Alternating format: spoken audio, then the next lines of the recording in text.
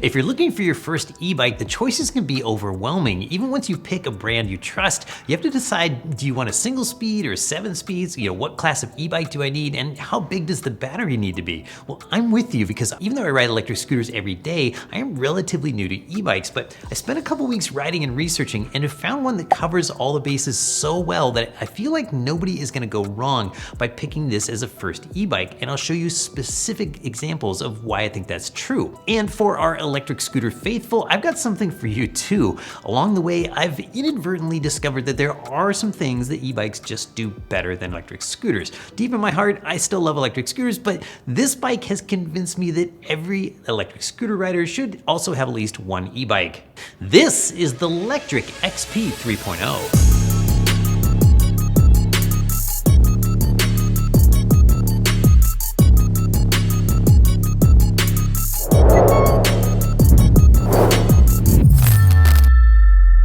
If you haven't heard of the brand Lectric, they have the kind of backstory that I think we'd all like to be a part of. Two best friends plus one of their dads set out to make an e-bike that was affordable but didn't feel cheap.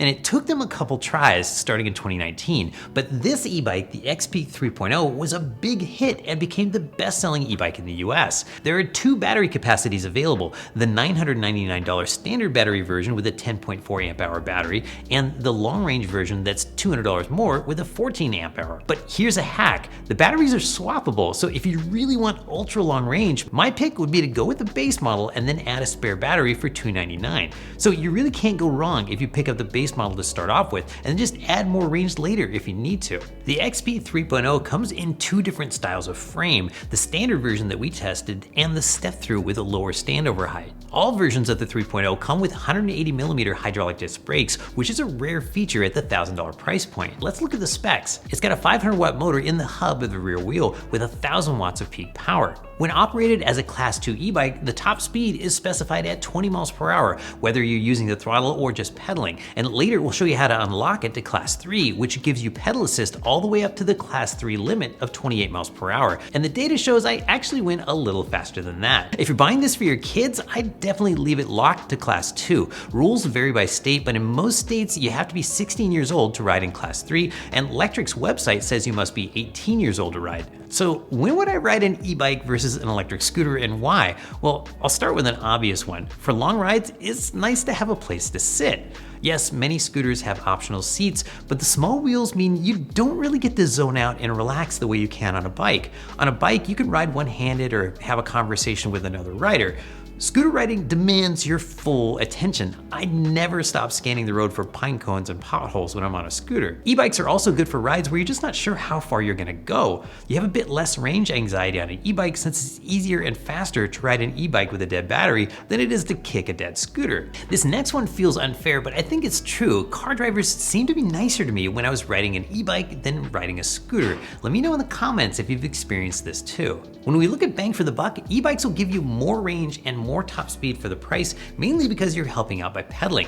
But when we look at range and top speed versus weight, well, scooters win that one because they're just mechanically less complicated. Build quality's up next, but first, Mitchell and I each test roughly one new e-bike or scooter every week, so get subscribed and hit the notification bell so you don't miss what we're testing next. I want to dive into build quality right away because this e-bike is not what it looks like. For one thing, from far away, the non-step-through version of the $999 XP 3.0 looks exactly like a $600 GOTRAX F1, but you can't really judge these bikes by their silhouettes. Let's start with a 7-speed shifter. It's a Shimano Tourney. Shimano makes some of the best bicycle components in the world. Tourney is actually an entire series of shifters that they make, and this is one of the better ones in the series. I love the simplicity of the setup. One shifter, 7 speeds, and a very wide ratio from 11 to 28 teeth to cover any speed and any hill you'll encounter. When you need to, one yank gets from 7th gear to 1st, which is kind of cool. So given a choice of single speed or 7-speed, I feel like you can't go wrong picking the 7-speed version of an e-bike because there are going to be times when you just wish you had more hill climbing power than assist can give you. I like that the derailleur has a guard at the rear to protect against grease stains in the car and to keep it from getting damaged if the bike tips over. These grips feel great and I love the half twist throttle. Some reviews have complained of the grips twisting around, but ours stayed put, so maybe they've fixed that one. The display is similar to ones that you'll see on a lot of other e-bikes and shows you the speed, battery level, exact battery voltage, and what assist mode you're using. This type of display deserves a shout out though for being so easy to to read. I wish electric scooters used displays that were as clear and easy to read as these e-bike displays. The plus and minus buttons are for changing assist level, but the plus button also turns on the headlight if you hold it down for 3 seconds. The brightness of the headlight is fairly typical and suitable for riding at night at speeds up to about 20 miles per hour, but you can always add an accessory light to the handlebars if you want more. I was surprised that unlike almost all electric scooters, there's no brake light, though the taillight is nice and bright when the headlight's turned on. Then there's the crowning feature of this bike, and that's the hydraulic brakes. This might still be true, but at the time the XP 3.0 came out, it was the only e-bike from a major brand that was under $1,000 that had hydraulic brakes. I was really impressed with the feel of these from the moment we pulled it out of the box. E-bikes at this price point typically come with mechanical disc brakes, which are controlled by cables, but hydraulic brakes just feel and work better. They're self-adjusting, which means the levers feel perfect and firm and never go out of tune. Plus, you just don't have to pull them as hard to stop, partly due to the huge 180mm brake rotors. The motorcycle-style front suspension does a good job soaking up bumps.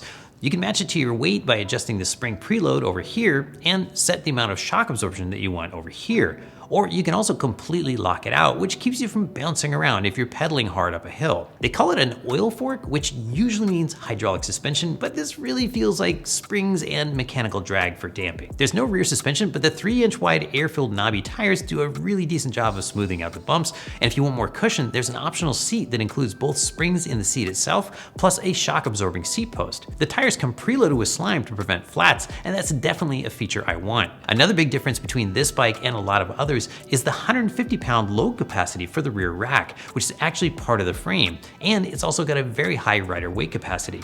You might not need to carry that much, but it is nice to have. Most other e-bikes have a load capacity of about 50 pounds for cargo and 265 pounds total, but sometimes you want to carry more. You can load an entire scooter on here, so if you wanted to, you could show up at a scooter group ride fully charged. If you looked into cargo bikes, they're really expensive, but I feel like the XP has you pretty well covered here.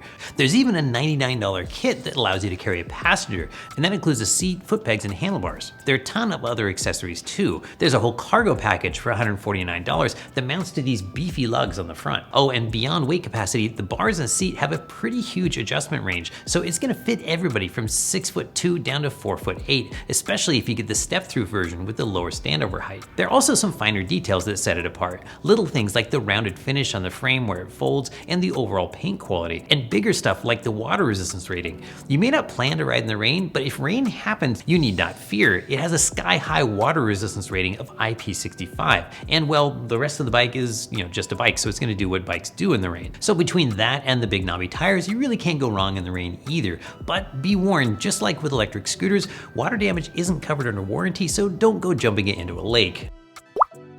So it seems like every time I get on a regular non-e-bike, I'll be pedaling along in that low effort zone and say to myself, wow, this is amazing. Why don't I ride a bicycle everywhere? Then I hit my first hill and I'm like, this sucks. This isn't fun anymore.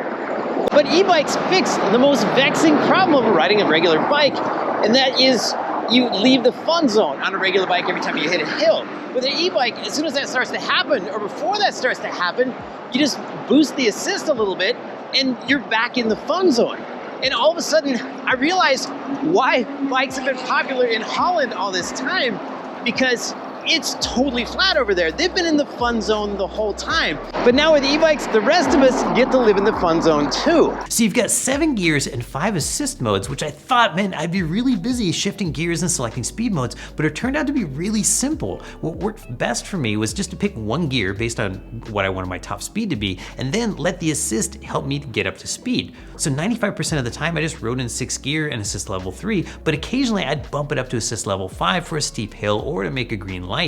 I was pedaling the whole time and didn't really plan on using the throttle, but I did find it was handy to use the throttle to get started from stoplights, especially because it lets you launch with your pedals in completely the wrong position. The 5 assist modes are changed using the plus and minus buttons, and the display lets you know which mode you're using. Mode 0 is no assist. Mode 1 feels like it's just enough to make up for the extra weight of being an e-bike. Then it starts to really ramp up in modes 3, 4, and 5. Lectric does something really cool here. Very expensive bikes sense how hard you're pedaling and provide more assist the harder you pedal. But less expensive e-bikes like this one use a cadence sensor which detects whether you're pedaling or not, and typically just add 100% pedal assist power until you hit top speed for that riding mode. The XP 3.0 is smarter though. In lower assist modes, it gives you lower top speed like you'd expect, but also gives you a smaller amount of assist, so you're not over boosting every time the cranks start to turn. It works pretty well right out of the box, but what I love is that it's super easy to tune the response in the P settings, so in like 5 minutes, I was able to make it match my riding style perfectly. The assist just feels totally natural and comes on at the right time. The difference between how natural this feels versus other e-bikes was really kind of dramatic. It doesn't just take off when you nudge the crank forward, but you also don't have to like grunt for 3 pushes before assist kicks in.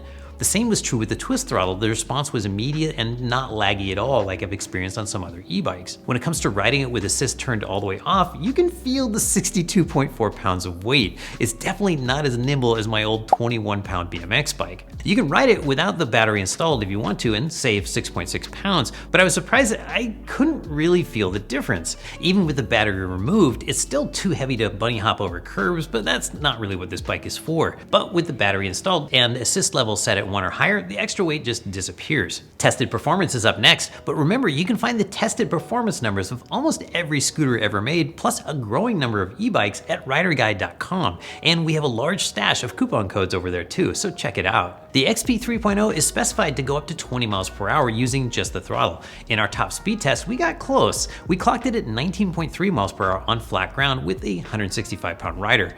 If you want to go faster, it's specified to deliver pedal-assisted power up to 28 miles per hour when unlocked to Class 3. In my top speed runs, I could feel the assist cutting out as I reached the limit, but I was able to get it up to 29.6 miles per hour pedaling as hard as I could during 2 opposite direction speed runs that we averaged together to cancel out the effect of headwind. To switch the XP from a Class 2 e-bike to Class 3, hold down the plus and minus buttons at the same time to get to the P settings.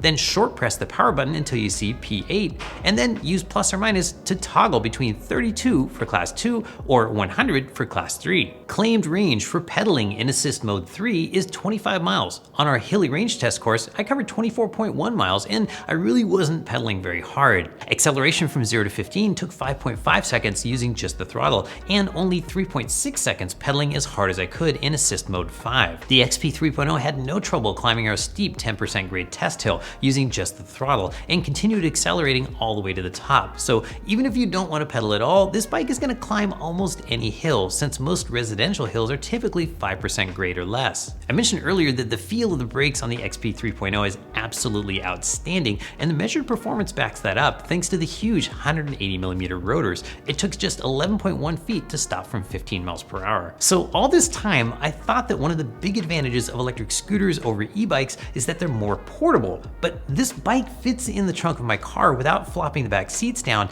and that's something I can't do with one of the most popular scooters, the Ninebot Max G2. The XP 3.0 is a bit awkward to carry upstairs, but you don't need to bring the whole bike upstairs at night to charge. Just lock it up somewhere safe and bring the battery inside. You have to fold the bike to remove the battery, and then when it goes back in, just like a car, you have to leave the key in to be able to turn the bike on. So what are our favorite alternatives? Well, another e-bike we fully tested is the GOTRAX F2, and it looks just like the step-through version of the Lectric XP 3.0. The F2 has the same battery size and the same motor spec, but it uses cable-based brakes rather than hydraulics. Its cargo rack is removable and has a 55-pound weight limit versus 150 pounds for the XP, and also a lower rider weight limit of 265 pounds versus 330 pounds for the Lectric. The Lectric comes with slime in the tires and the GOTRAX doesn't, but the GOTRAX is 3.5 pounds lighter. And while the GOTRAX's $999 list price is the same as the XP, the GOTRAX is often on sale for less, but since that's subject to change, we'll just link to it down in this video's description. So after reviewing about 100 electric scooters, I didn't know what to expect when reviewing this Lectric XP 3.0 e-bike, but I honestly really like it and am planning to keep it with me at home for runs to the store and even go out riding with my kids. At $1,000, it has all the specs I'd expect of an e-bike, with the bonus that it's also got hydraulic brakes. The ride quality isn't as good as, a $5,000 e-bike, but it definitely doesn't feel low end either. These brakes feel as good as anything I've tested. The throttle response is really exceptional, and for the price, it's hard to imagine finding something else that would tick all the same boxes. I feel like no matter what your size, no matter what sort of range you need or how many hills you need to climb, this is a first e-bike you just can't go wrong with. Going with the popular choice isn't always the right choice, but it does make you feel more confident knowing that more people have picked this model than any other e-bike in the US. Check this video's description for links to the latest pricing, which helps support this channel, and we'll put the best coupon codes we can find down there too. If you enjoy reviews with hands-on scientific testing, please subscribe so you won't miss what Mitchell and I are testing next week. I'm Paul from Rider Guide. Enjoy your ride.